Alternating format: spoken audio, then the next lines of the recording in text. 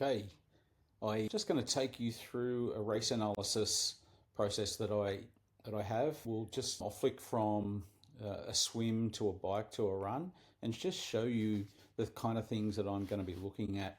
This is from an athlete that raced Wollongong on the weekend. Had a really good race, race 2:03. So let's start with the swim. So swim 1949.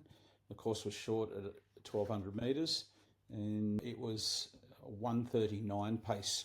You know, this athlete has a CSS of 1:40 pace, so that was a good outcome there. The interesting thing with this one is obviously the turns. There's a lot of turns in this course, and I've been banging on a little bit about it lately. We've got to get into our turns and out of our turns, and you can see the impact of that. Like we slow down to like a 4 minute per 100 pace, you know. So the trick is narrowing the width of that time around the can coming out of the can.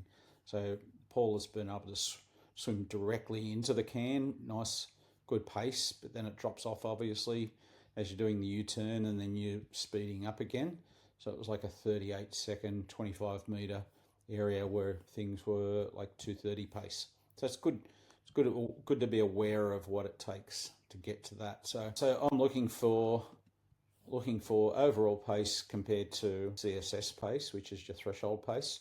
So 1:39 compared to a 1:40 was great, and heart rate was like really low, 1:15. Not sure if that's correct, but it's a bit hard to know whether heart rates in the water are correct. Good 34 strokes per minute rating, and yeah, overall a great swim. Good direction you can see in the file. So let's go across to the bike now. So we've got a 59.42 for 37.5 Ks. The thing I'm looking at here is average power, normalized power.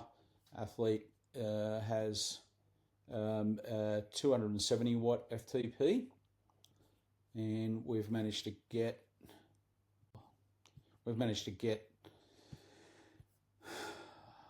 just going to bring that back out again. My apologies.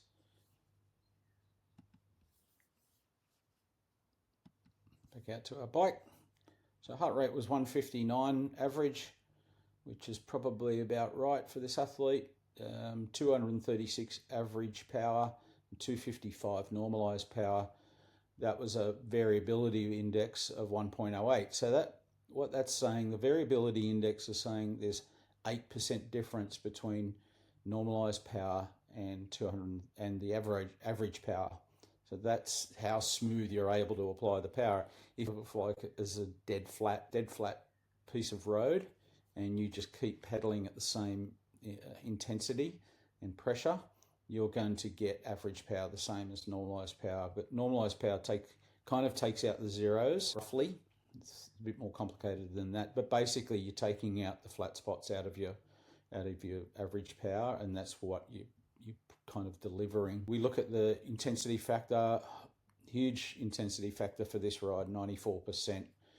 That's indicating that probably one or two things. Paul was able to apply really good power in this race, but being 94% also indicates to me as the coach that maybe the FTP is higher than his recent test indicates. He's been training really well lately, coming a little bit of not a break, but interrupted training.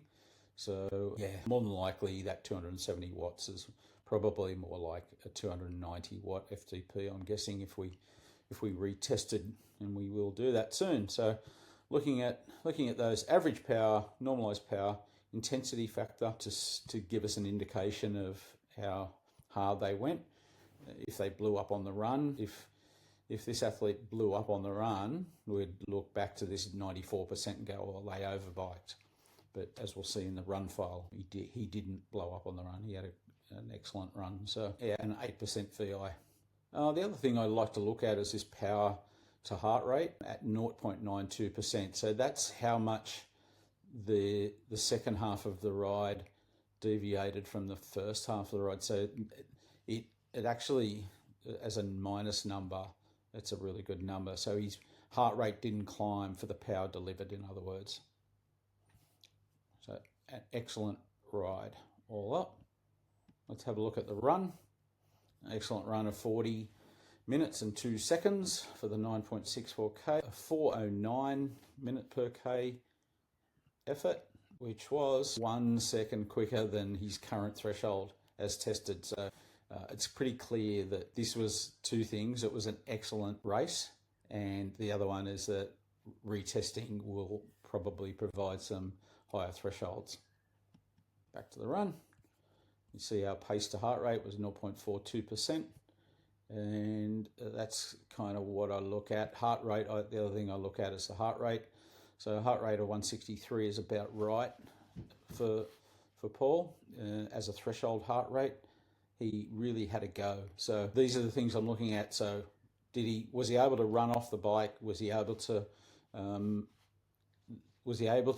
execute within the realms of what his current threshold is? So this is Paul's obviously an overachiever here, but once we get retesting things will look a bit different. So I'm just going to show you this performance analysis card. So some of you might see this coming into your program a little bit. And what we're doing is we're comparing the performance to what the current thresholds are. So we're working towards a race modeling scenario. So this 138 is the pace that was done in the race. I think it might have been 139 actually, but we can have a look at that, compared to 140 current tested critical swim speed. So that's under.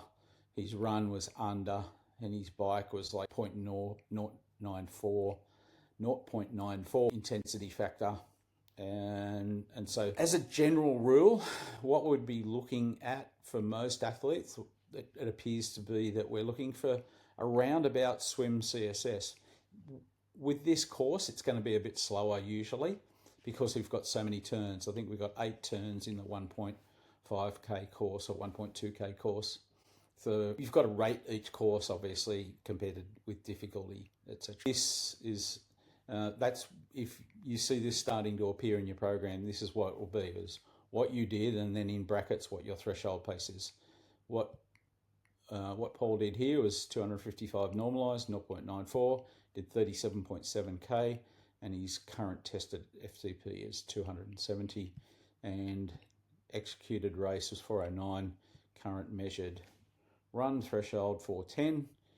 We know he's a bit quicker than that, so that will change. But generally, what we're finding for a standard distance, that might be a well-executed race might be anywhere from maybe 0.82-ish up to 0.9 is probably a good indicator of that it was a well-executed race. We see variations of that, and that will be based, as I said, on it might be we might need retesting soon. We're going to be retesting in a few weeks, so that we're going to find out what actually is happening. So yeah, so have a look for these popping up in your program, and that's what you're going to be looking at. Okay, that's about it from me, and I hope you got a little bit out of it. Have a look at you can start analysing your program then, the way I'm looking at it, the things I'm looking at, and you'll be able to make sense of what these numbers are, because they can all start to get a little bit confusing at times, but hopefully I can explain it a little bit and get you through it. Okay, that's enough for me. I'm talked enough. Thank you. Bye.